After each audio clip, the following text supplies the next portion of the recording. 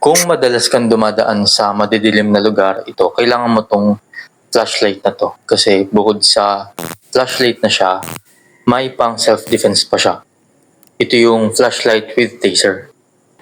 Ito yung laman ng box, yung charger kasi rechargeable tong flashlight na 'to at yung mismong unit. Para magamit yung flashlight, i-push nyo lang yung button pataas.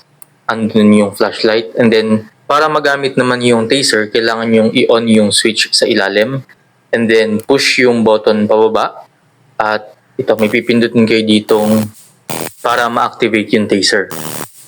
Kapag naka-on yung flashlight, hindi gagana yung taser. Kaya dapat naka-push yung button pababa at naka-on yung safety switch sa ilalim para mapagana yung taser. Kapag hindi na gagamitin, lagyan nyo lang sa off yung switch tapos turn off yung safety button sa ilalim.